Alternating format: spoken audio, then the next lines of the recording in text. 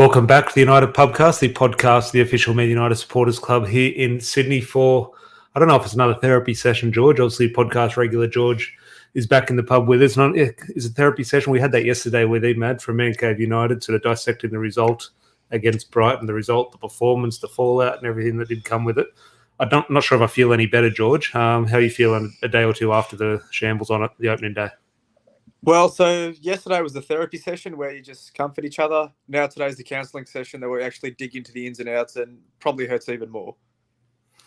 Well, we've got to go to the ins and outs of off-the-field stuff in regards to the transfer business because it does move on very quickly in regards to, we did discuss the performance and tactics and individual players, etc., but we do move on quickly, and we're going to have a discussion later on in the week looking ahead to the football against Brentford. But we are back in transfer mode, and there is a few interesting stories which will sort of break the bones of it. But I'll just say good day to a few guys in the live chat. Ian over from Perth, good to see you as always, mate. I hope everyone is well. Evening, lads. Feels like we're going nuts on Boxing Day sales, yet only getting there 15 minutes before the shops close and buying what nobody wanted to think. What nobody wanted, think we've done well. Well, look, Man United, they'll be patting themselves on the back in terms of the Glazers and Woodward. Well, I say Woodward, Richard Arnold. They might think it's fantastic business. So, yeah, we'll definitely look at the business and our thoughts on it. George, good to see you, mate. Ian as well. Not sure what's worse, all the transfer talk. Never normally buy in, but this season feels shambolic. Or the start of the season, need to come out firing against Brentford and make changes earlier if needed. What do you think of that, George? Because completely off topic, Ian's thrown me there. But in regards to managerial changes and the substitution changes, for years it seems that under Moyes, Van Gaal, Mourinho, Solskjaer, Rangnick, now Erik ten Hag, all our criticism, unanimous amongst the fan base, is need to make the subs earlier. But I listen to Liverpool fans and Manchester City fans, their criticisms of their managers, who are the two best in the world and both very successful. Do you know what their criticisms of Klopp and Pepper? They make the subs too late. Subs. Yeah. So I'm just thinking, what's your thoughts on the substitutions in regards to not just Ten Hag? We only have a very small sample size, but over the years, have we made subs too late, or is it just how modern football works with these managers? Yeah, I do tend to agree that when things go wrong, obviously we're going to point the finger at the manager and say we should have changed it earlier. But ultimately, managers go into a game with a plan A, and so long as they think their plan A can work, which is their strongest, which is the side that they think is the best 11 to win the game, they will rightly or wrongly persist with that. And whether we like it or not, those managers will like to give that at least an hour, or if not 75 minutes before they want to change anything. I think it's also, and look, it's a very different level from where we play on a Sunday at a park level compared to when your players on the bench are earning £200,000 a week. Obviously, players on the bench in the professional level can come on and are worthy of starting and very capable of their job. But ultimately, when you sort of break it down very basically, you look at it and the players on the bench are on the bench because they're not as good as the manager wants to put them on the bench because they're not as good as the first teamers. So he wants to stick with the better players for as long as he can. Now, obviously, that's a very sort of basic case. I mean, in regards to, yes, players can come off the bench and change things at that level, but ultimately the managers do have that trust in that first 11, which is why I think they're sometimes hesitant, because if the player was on the bench who's good enough, well, he would have been starting. He's on the bench for a reason. I think that's why sometimes managers take so long to sort of bring that sub on. In saying that, I do share all those same feelings. I'm sitting there and screaming, change it now, make a change now. So I do share all those concerns, which everyone does. But I'm Sully here. Good to see you, mate. Evening, fellas. Same old, same old. Unless the Glazers move on, we're going to keep talking about issues like this, which I couldn't agree more, but we're going to continue talking about it because that is what we do. But that's the discussion we had when Ferguson sort of papered the cracks. But we've always had this discussion. Nothing will change. Ultimately, we'll go round in circles. Ultimately, unfortunately, I hate to say this, I believe Erik ten Hag will ultimately fail. He'll be hung out to dry, and we'll be round and round the circus as we go. And George on the council's couch already. It does look like you're in for a bit of a therapy session. Elliot made one live. G'day, lads. Good to see you, mate. Hope you're keeping well and all is well with the family. Jamie over from Northern Ireland. Hope you're well, mate. Ashby as well, and Rob from It's a Football Thing will be live in a little bit over an hour, so make sure you do go and subscribe to It's a Football Thing. Unfortunately, they're going to be talking about Man United in regards to the result, and Arsenal and Chelsea both got victories. But do go give them a follow. Now, George, I don't know where to start.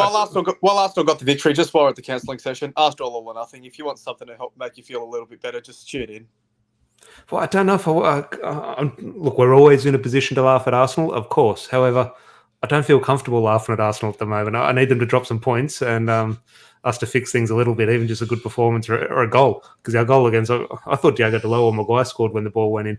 But ultimately, Man United haven't scored a goal yet. It was an own goal. But George, I don't have any notes in regards. I've just got one or two sort of points. So we'll sort of wing this a little bit. And if anyone has any points in the live chat, do let us know, and we can sort of continue on with those topics. But I've got here just a few plays, and I do want to start on, look, he's not Man United's player, but Frenkie de Jong.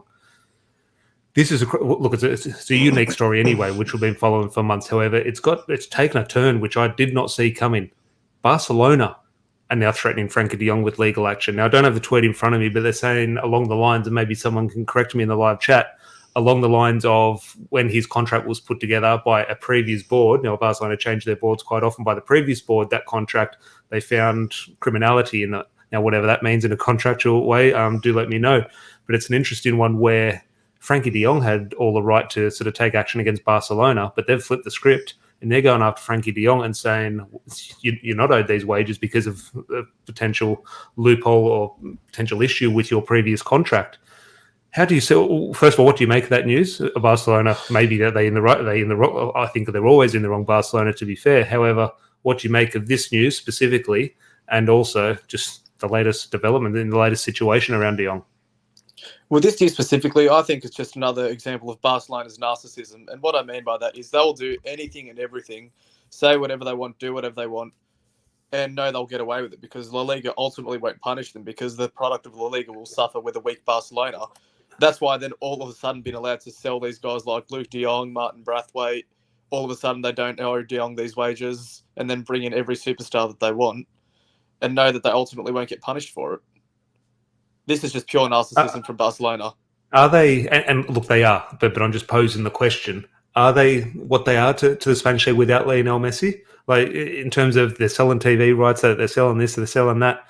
And I'm just thinking so many of the stars, world footballing stars, whether it be Barcelona or in the French league or German league, they are sort of English Premier League bound. They are coming to England for all the money and the fame and glory that comes with playing in the English Premier League. Football is moving away from Spain. You're right in saying Barcelona are sort of the cash cow of the La Liga with Real Madrid.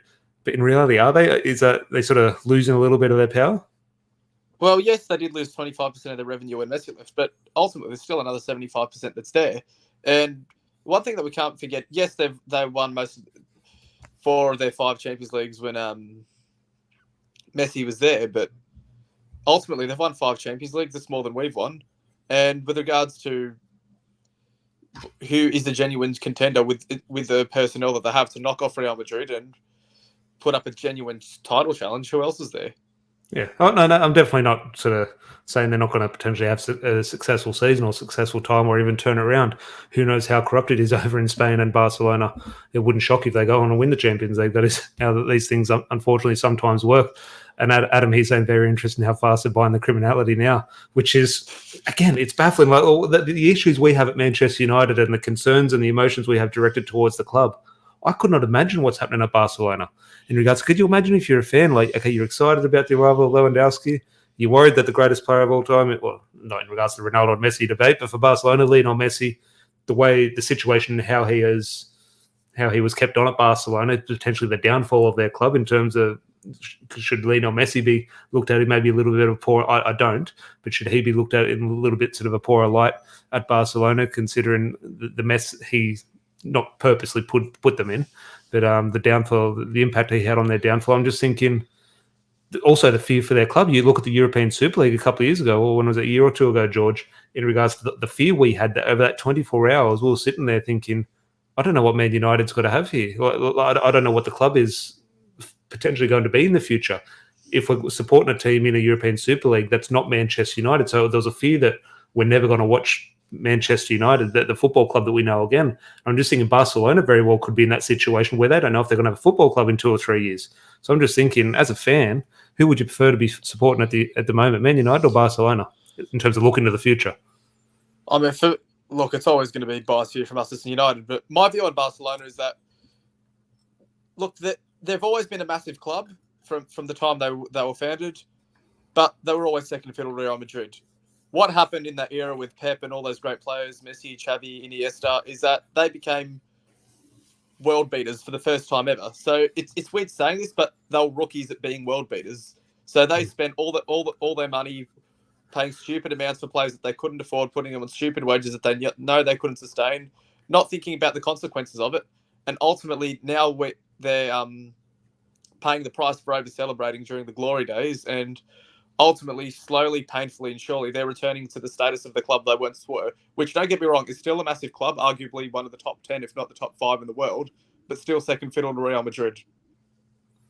No, Real Madrid is, and look, I don't have no sort of time for some of the Spanish clubs at Real Madrid. Man United is the biggest club in the world, no matter how bad we are, no matter what it looks like on the pitch. Man United, for me, is the biggest club in the world. If someone does have an argument, I accept Real Madrid are definitely up there, and I wouldn't sort of hold that against anyone if they said Real Madrid are the biggest. But Mike, good to see you, mate. Hope you are keeping well. Last bit on Frenkie de Jong here. George saying after this Frenkie can't stay, he should put the middle finger up and jump on a plane to Manchester, which I agree with. But how do you see this playing out now? Because we've talked from Barcelona's point of view, looking at Frenkie de Jong. But Frenkie de Jong now, I know, and he's within his right to sit there and get his wages. Now, Barcelona think they don't have to pay them. That's in between. That's for Frenkie and Barcelona to sort out. But at the moment, we talk about Barcelona showing him like no respect. Why would he want to stay? So I'm just thinking Frenkie de Jong now. Now you can sort of have a Chelsea and Man United debate here on where does he want to go. But what happens with Frenkie de Jong now? Because surely if Barcelona are potentially going to take action against him, rightly or wrongly, I think wrongly, it's up to him to get out now. Just leave. Surely. How could Barcelona take action against him? What the criminality in the contract, whatever one may or may not exist, has to be on their part. How could he be? Yeah. How can Frenkie de Jong be signing an illegal contract? This is what I mean by Barcelona's narcissism. It's almost delusional now. But with regards to what does de Jong actually do, I think legally, if Barcelona do take action at him, I think he probably makes himself look better by staying there, and that probably helps his case in court. The fact that he wasn't trying to run from any so-called criminality. But if he does run, I do think, Chelsea, unfortunately, is his Premier League destination that is preferred. But look, the argument that I have for him is that I've had previously saying on this show, if he wants to be starting for the Netherlands at the World Cup, Van Gaal's going to be wanting players that are playing regular football. And Man United can guarantee him that. Chelsea's midfield is stacked. And yes, I do think if he went there, he'd be their best midfielder, but he's not guaranteed to start every game. Yeah, no, look, I agree with that. And look, who knows, what are we, the 9th of August here? There's still 2 or 3 weeks of this transfer saga to go on. And I think we're all excited when we hear sort of breaking news that, okay, something's going to happen. This is a deadline day thing for me, whether he stays, whether he goes to Chelsea, whether he comes to Man United. I think this, unfortunately, is going to drag out. And, make sure you do. Well, first of all, leave a like on the video if you are in the live chat. That would be greatly appreciated and would cheer us up. There's a comment here from Elliot just saying, really hard to hear you, George. It's coming through fine on my end, but do let us know if there's any issues. But I'll let you know if I need to kick you out, George. But at the moment, it's all clear for me. Yep. Rob here saying wherever he goes is, or Chelsea, I think they pay him the extra 7 million, which is the one. My last point on the Frenkie de Jong bit, George, is we've seen the state of our midfield against Brighton. We understand we need to invest. We understand we need to bring in quality. Let's say Erik ten Hag is firm bent on Frenkie de Jong is the answer. We're going to get into other names who have been linked with in the last couple of days and how that impacts the Frenkie de Jong deal. But let's say Erik ten Hag, Frenkie de Jong is going to fix us and he's going to make us successful. Are you comfortable in regards to how we talk about the club not overspending and the club doing the right business, which doesn't hurt us further down the line? Are you comfortable? I'm not going to say Man United are going to do this, but would you be comfortable with Man United paying what do we agree with Barcelona, £75 million for Frenkie de Jong plus 17 million in wages? The only thing that would make me sort of comfortable with the 17 million in wages added on if we were to pay it is that he's not on a ridiculously expensive contract. Well, his wage at Barcelona apparently is scary. Apparently it's £500,000 a week. Apparently he's on a crazy contract. Yeah, look, if that's the sort of contract that we're going to be giving him, is anyone even paid that much apart from Ronaldo? Well, Ronaldo had to take the pay cut and an extra pay cut since arriving at United. But in regards to, I'm not completely clued up on the exact details of Frenkie de Jong's contract. Rob here says 450,000, which I think is about right. And but I don't know how, if it's 450,000 base or if he's going to add that 17 million onto his next wages. So if that bumps it up to 600,000, or who knows, or if he's on 200 and the added 17 million makes it 450, I'm not sure. But whatever the case, whether he's paying at Chelsea, United, or Barcelona, or even if he's owed 17 million in wages, he's not short of a penny. Definitely not. I mean, and I guess Barcelona aren't in general. If they can afford to pay Luke de Jong and Martin Brathwaite $300K a week, my God, that is pure overspending, if you ask me. And I think they've realised that now that both of them aren't at the club anymore. But I back on topic. I just don't see how he walks in on that sort of wages, especially when they're not in the Champions League. And that only goes against what we're trying to establish with regards to, resetting the wage bill to a more acceptable standard, being able to move on players if they don't work out. We're just... Well, it's the point here. It's the point here Elliot makes here, which you just make there, and it was almost my final point on it. Elliot says we have to rebuild our wage structure. It's why we can't sell. And you look at the situation with Alex Telles going on loan, not being sold, and it's why I'm so desperate, whether it be Frenkie de Jong as personally or whoever, I'm so desperate for that world-class midfielder to come in. But I am also so hesitant because I've seen it before. I've seen us sign players for the wrong reasons or overpay for the wrong reasons. And ultimately, yes, 3, 4, 5 years down the track, we're paying the price. Well, we think it's good business now. It's happy. It sort of papers over a few cracks and gets us through a few hurdles. But ultimately, long term, we do find ourselves in a hole. So I do welcome the sign of a Frenkie de Jong if it does happen. But I do have concerns, huge concerns, and I think I'm right to have them in regards to we're going to be paying a hell of a price in a couple of years if it doesn't work. But I think we're in a hole either way because, unfortunately, I hate to say this, but we're the sort of club now that a player of the caliber of Frenkie de Jong we're probably his third or fourth preference, not even his first or second.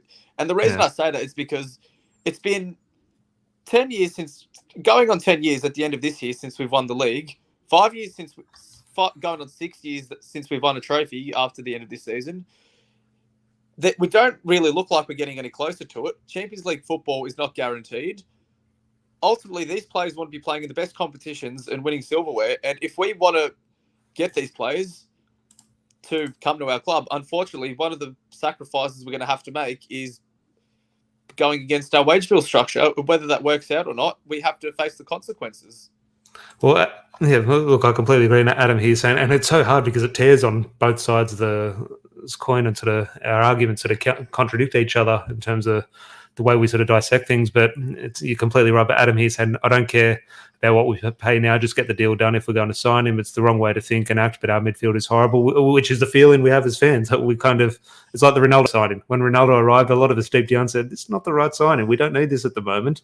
But we loved Ronaldo, so we welcomed him. We knew we were wrong to. And look at the situation we're in now. So we're all idiots. Well, at least I am. I know I am at least. Ed here saying, we'll see in the next week or so if the board and owners are really backing Eric Ten Hag. New sub here. Finally got to view a live show. Good to see you, mate. Appreciate that support. And hope to see you in here a lot more. Do get your live thoughts in the live chat in regards to the next topic. As you can see, the banner down below. This is what everyone is here for. Move on from Frenkie de Jong. Adrien Rabiot. Now, we haven't discussed this, George. We discussed a lot of sort of transfer and football stuff. This is interesting. I want to get everyone's thoughts in the live chat because this one on Twitter and online, and even a lot of people I speak to in sort of group chats, they saw this name come out and they couldn't believe it. Said, no, stay clear of this. He's the worst player, not the worst player I've ever seen, but he's no good. He's not going to help. Now, I'm not an expert on him. However, I don't hate it. Now, I've got concerns over the deal, which I'm going to get into. I don't hate the deal as much. From what I've seen of him now, I watched a little bit of him in PSG and obviously for France. I even saw him a couple of times in the youth team for Manchester City a couple of years ago. I think a lot of people forget that he was at City. I'm just thinking, every time I've seen him play, he looks a player. He looks a hell of a player. Now, a lot of people who watch him far more consistently say, no, he's not consistent and he doesn't exactly have it. And a lot of stats are flying around Twitter at the moment in regards to some passing stats, which have Scott McTominay as a better passer of the ball than Adrien Rabiot. Now, I can't see that because I know a lot of people last year, I sort of, in a sort of banter type of way, I used some stats in terms of passing stats, which showed Scott McTominay as being better than some of the Premier League midfielders who we rave on about. Now, I was told, and rightly so, I was told, stats are misleading. They have to pass the eye test. Scott McTominay doesn't pass the eye test. These players do. Now, Scott McTominay has better passing stats than Rabiot, and I'm told that the stats are more reliable than the eye test, and that's why we shouldn't sign Rabiot because doesn't have as good a stats as Scott McTominay. So I think the answer is somewhere in between. I prefer Scott McTominay. I think Rabiot is twice the footballer. Now, a lot of people who watch him more consistently say he's not. Your thoughts on it? Because look, and this is we're just talking football. I want to get into the business side of things and the transfer strategy side of things, but football-wise, Adrien Rabiot, Manchester United's midfield. Talk to me. Football-wise, I think he starts over Freddie McTominay. I do think he is a good footballer. But my concern with Rabiot, if we were to bring him in, is the times where I've seen him where he's had his worst games have been in the Champions League and when he's pulled on a France jersey. And the reason why I'm concerned about them being his worst games is that we harp on about this playing group not being able to handle pressure and not being able to step up to the big occasion. And if we're bringing in a player that notoriously fails on those big occasions, how can we ever progress as a club? Yeah, no, it's a shout here. And Elliot saying Rabiot will be on big money. We're digging a hole. That's also a thing. And there's a thing around Adrien Rabiot, and we'll get into sort of some things that he potentially comes with a lot of baggage. Now, I don't know what that baggage is, but it's something that sort of follows him in regards to a bit of a tag that he is labelled with. But whoever we sign, which I agree, he'd want big money. Whoever we sign is going to have big money. If we want to sign a big player, they're going to be on a lot of money. I think it's one of those things we are right to have concerns over a potential contract we do dish out, but we do need to. I mean, whatever club, if a player goes to Manchester City, they're going to go on big money. But I do agree with that. Sully here saying, I've read his mum's his agent. Apparently his mum sort of dominates a lot of the headlines. And look, she's been likened to the late Mino Raiola in regards to sort of getting her honest opinions out in the media, which is something I'd like Man United to stay clear of.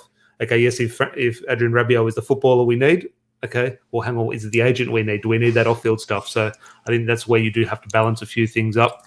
Mike here saying, rumour has the club wanted Pau Torres, Ten Hag wanted Martinez. Is Ten Hag becoming too Dutch-centric? Well, look, I think if you look at the headlines in regards to the players we are going, obviously Eric Ten Hag is going for what he knows. In saying that, look, Pau Torres, he's the player I did want. However, if Eric Ten Hag wanted Martinez is the right signing.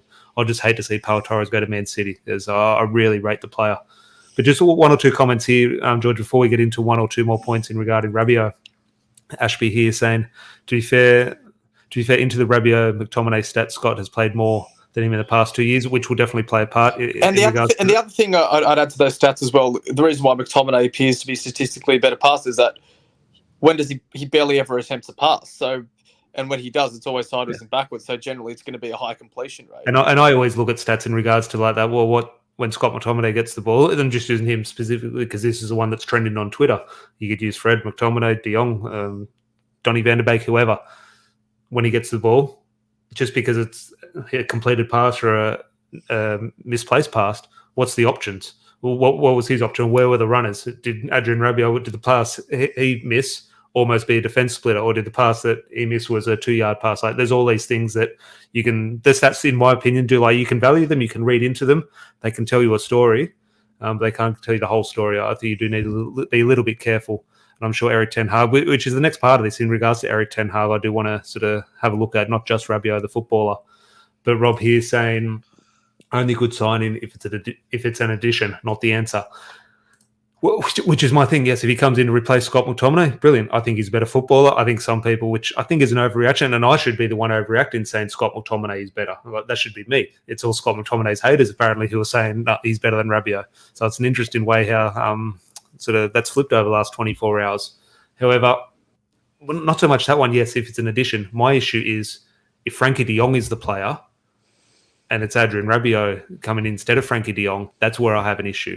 Now, yes, you do need a plan B. If Frenkie de Jong is plan A and we can't get him and Adrien Rabiot comes in as plan B, that is life.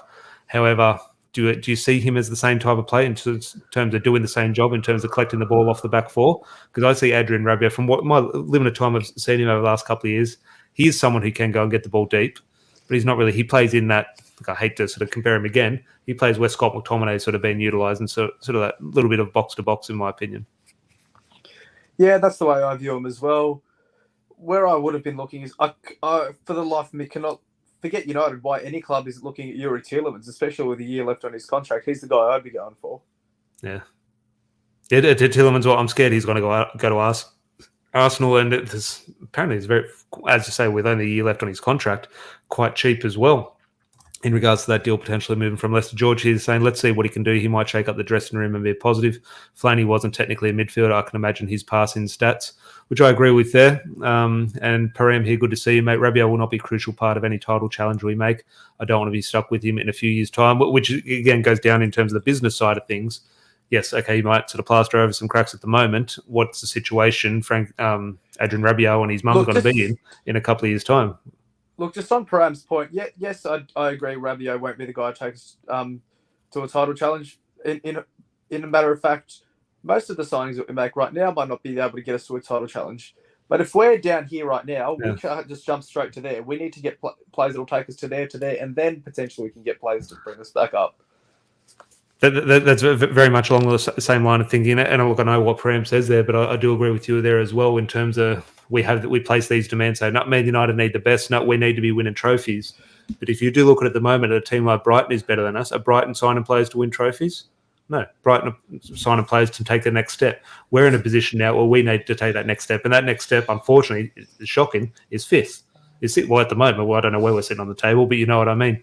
So, yes, we do need these players who are going to go win us a Champions League or a Premier League title. But at the moment, they're going to Real Madrid. Erling Haaland's going to Manchester City.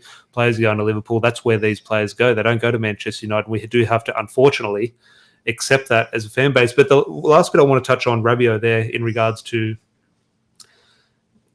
all us fans are hypocrites. I make this point all the time. I'm a huge hypocrite when it comes to football in Manchester, and I think we all are. And I think we have every right to. I think it's sort of the nature of the beast in terms of being a football fan. However, the reaction to this Rabiot deal, now whether you want him as a footballer or don't want him as a footballer, that's up for interpretation, your own opinion. I want to stay clear of that debate now. My issue is how this news came out.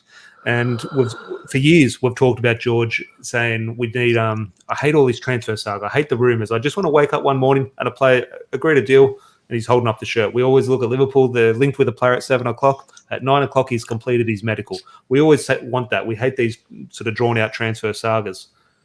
Suddenly, we wake up, Adrien Rabiot's agreed a deal, and everyone's saying, well, he's not part of the plan. Well, we haven't been hearing about this. So we've wanted not to hear about a deal. We've wanted just to wake up and see a deal out of the blue. We've finally got it. But now because we haven't had a saga, we haven't had the rumours, we're sceptical and saying, well, he's never been part of the plan because we haven't been linked with him. Well, what about if the work has always been done in the background? We just haven't heard about it and the club has done the business in the right way. Which one are we right? Because I do have the concerns that potentially, okay, is it a panic buy off the back of the match against Brighton? Is it Frenkie de Jong's not going to happen? Let's move to plan B. Let's find a midfielder. But I'm just sort of skeptical in regards to, and I share the frustrations in regards to where has this news come from. But what if the news has come from good business behind the scenes and we're just hearing about it when it's done? It's one of those things that if it really was good business and Rabiot really was always part of the plan, why is this happening earlier in the window? I mean, Darwin that's isn't even happened. Definitely an issue. Yeah, I think that for me is where the evidence leads to it being a panic signing. If this was always part of the plan and this is getting done behind the scenes straight away, this would have been done before we even were in Bangkok. The same way Liverpool got Núñez then. What if? Which I agree. What if it is let's just say plan A, plan B, plan C. Let's say this is a plan B. Obviously, plan A has been Frenkie de Jong. What if United have they've been doing this legwork with Adrien Rabiot behind the scenes, that they've been getting this deal done for weeks and weeks, but they've been focused on Frenkie de Jong. Suddenly, okay, we've made a decision. We're moving on from Frenkie de Jong. Let's go get Adrien Rabiot. Look, it's what I think we would have heard about a lot earlier, though, because with the de Jong scenario, especially when he started holding his ground and when he started stating Chelsea's his preferred destination, I think that's when those links would have started to come out, especially in the circumstances now that our midfield is brutally exposed against Brighton. A comment just in regards to the midfield, Mike saying here, if we can somehow get both Rabiot and de Jong, then that's a massive upgrade for the midfield. I'd be happy with on both of them. Now, you could say we're going to sign neither of them. You could say we're going to sign one of them, or you could say we're going to sign both of them. Your thoughts on what happens with both of them? As I say, your opinion will change tomorrow, as will mine. At the moment, as you sit there, what happens with both of them? Could you see a situation where we do sign both? The way it's going now, unfortunately, I don't think so. I still think de Jong, while he leaves Barcelona, Chelsea's starting to look like his more likely landing destination, whether we like it or not. And Rabiot, I can see being that panic buy on the last day of the window. Yeah, we'll definitely make sure you subscribe, because I'm sure we'll be going live on deadline day as that transfer sort of ticker does count down on Sky Sports. But just wanted to hear Ashby saying Fabrizio said he's on the list of recruits behind the scenes. George here saying thoughts about Marko Arnautović. He's our next point, so stay tuned. We will discuss Marko Arnautović, and well, that's a story in my opinion. If I can hear, I uploaded content a while ago about Adrien Rabiot, so it's not a surprise to me. Do go and check that out. Viking Football on YouTube. Go give him a follow and a subscription. That'll be great. Adam here saying Ornstein said that it's not a knee-jerk reaction from this weekend's result. This is something that's been brewing for a while, which is, again, whether I like the signing of Adrien Rabiot or if I don't like the signing, that's not my issue. My issue is the reaction to how this news has come about. It's something we've all called for. Now we finally got it, and we're thinking, hang on, we don't want it. We want the transfer news. We want the rumours. We want to know all the ins and outs of how this deal sort of happened. So I don't want to call fans out, but I want to be, hang on, calm down a little bit. I don't think the outrage over this deal is as it should be.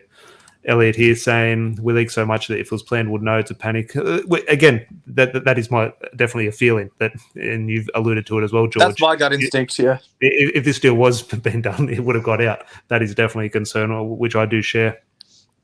Except Lingard and Henderson went there to leak it this time. Jesse Lingard, we'll get to Nottingham Forest and Jesse Lingard and Dean Henderson's performance. But I do want to move on to that Marko Arnautović. So just one or two more comments here.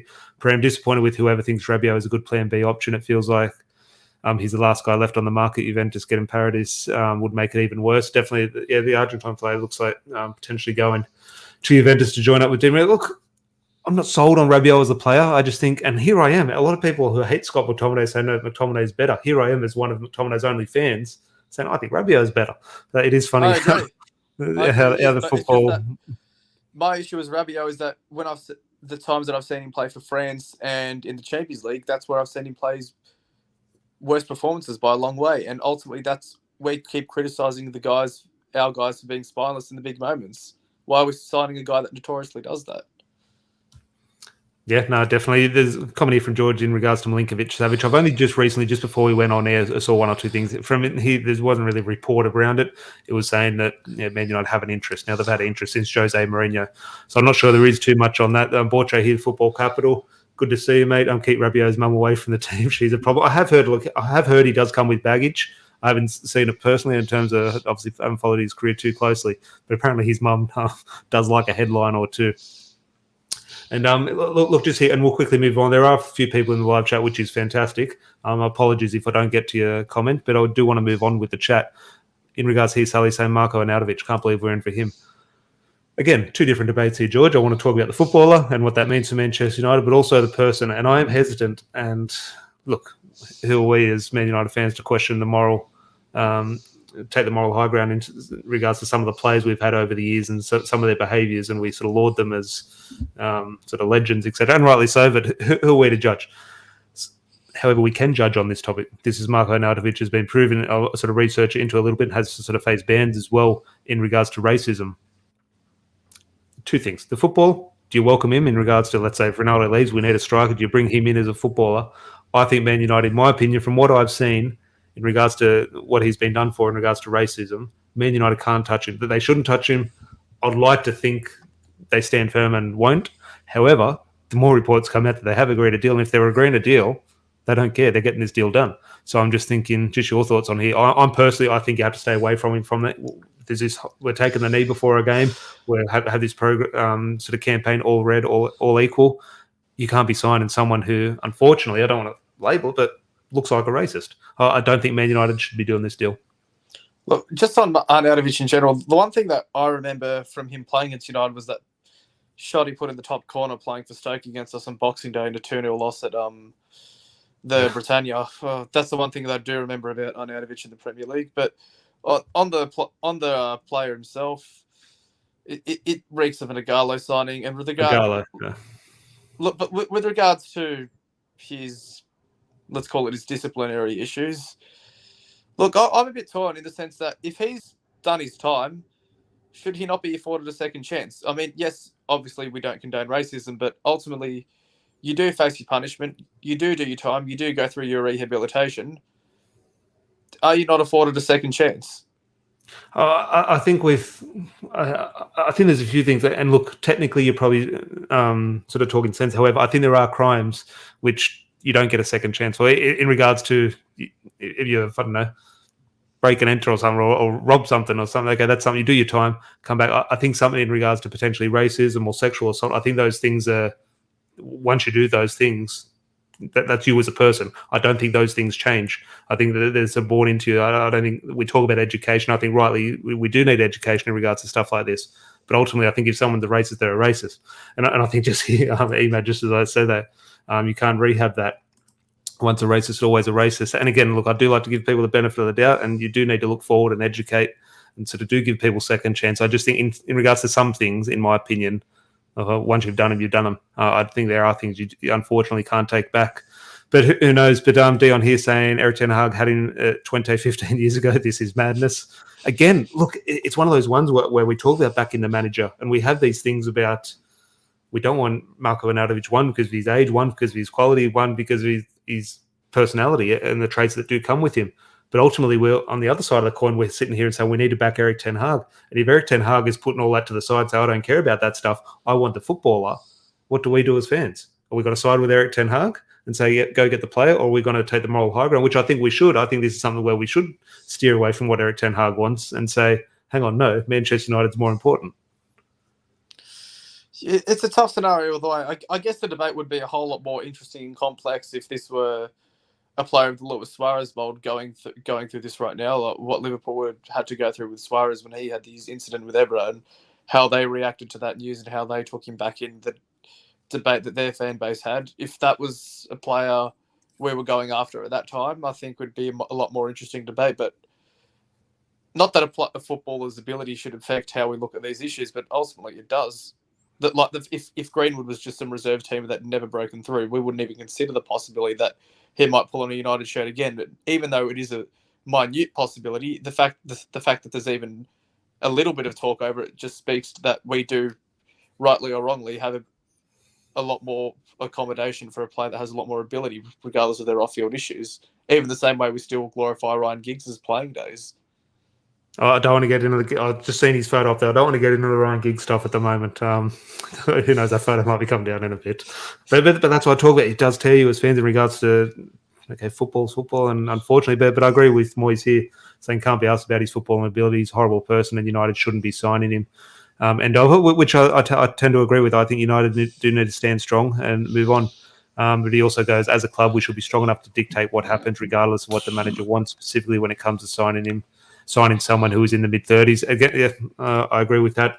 What was my next point in regards to, there was Marko Arnautovic and there was a little bit on Milinkovic-Savic. But look, just a question for you. Like, with regards to that point, how do you think like the non-presence of Ralf Rangnick affects that? Because if Rangnick was there overseeing everything, we allegedly have this style of play and profile of play that we continuously want to attract. Without that figure there, how does that affect this sort of business? I think it's not sort of specific to Ralf Rangnick. I think it's whoever. Okay, John Mert is there. How's he influencing business? What's his relationship with Erik ten Hag? Yeah, we look at this. Let's bring it back to Adrien Rabiot. Everyone's saying this isn't Erik ten Hag sign, and this is Man United panicking and sort of bringing someone in. But then I'll point to, which sometimes I can share that feeling. However, I do look at it, and I look at our three signings. Is Malacia a ten Hag signing? Yeah. Is Eriksson a ten Hag signing? Yep. Is Martinez? He's definitely a ten Hag signing. The evidence says we're signing Erik ten Hag players.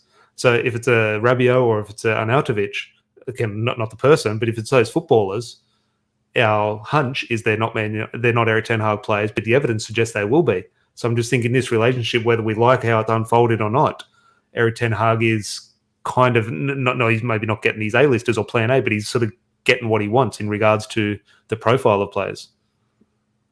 Yeah, that's what it looks like, and it's a catch-22 because we say back the manager, but the minute we hear the manager starts signing players that we don't like, they're saying, "Oh, the club's got to stand strong." It's one of those catch-22s that ultimately we've dug a hole, and we've got ourselves in a situation whereby the manager's A-listers don't want to be here. So, it's how you break. The way I see this going is that we've got two. There are two ways we can go, and we can almost throw De Jong into this debate. We can overpay and get the players that we want, and hopefully they all click in one season. We get back into the Champions League and then keep bringing in all these players, or we overspend and the season goes worse. We're even deeper hole. We slip further down the table. I think that's the crossroads we're eventually going to find ourselves at. The only other alternative is if we fluke another class of 92. Well, there are players that look. My fear again, this comes with a lot of emotion and sort of frustration, and it does sort of tug on your heartstrings a little bit. But at the moment, my feeling, look, I do welcome Rabiot, the footballer. As I said, I don't hate him as a player. I think he's actually got a little bit of quality. My hunch would just play James Garner. I understand. I agree. And I'm saying that over potential Frenkie de Jong. I'm saying stay away from the Frenkie de Jong business and just give Garner a chance. Now, I understand the huge risk with that, and there are huge concerns with doing that. I fully accept that.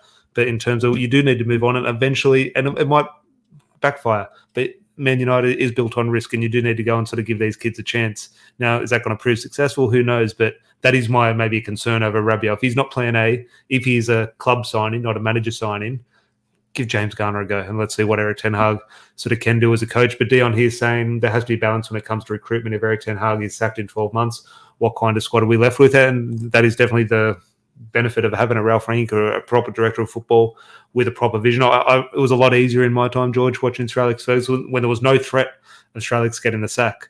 If we finished second, third, or it never happened, but if we would have finished fourth or fifth in the Premier League era, Sir Alex Ferguson wasn't going to get the sack, so he could build teams knowing in 5 years' time he was going to be there. So there was that plan where Sir Alex Ferguson could implement, but now a manager doesn't know if he's going to be there in 5 months. So I'm thinking that is where there is that huge need for a director of football and that recruitment sort of strategy to have sort of a good plan in place. So if something does go wrong with the manager or a player, they've got the tools in place to be able to sort of fix that and sort of continue on with success. Man United is a shambles. There is no plan, as you can see from the title of the podcast. But Moyes here saying off topic, for the first time all sections of the fan base have come to one conclusion, supporting the manager and blaming the ones running the show. Very refreshing. Borche here, George. Question for you. What happened to the Stoppage Time podcast? Is that making a return this season? Oh, don't know. Long story. Borche, we'll have a chat off air. But yeah, who knows?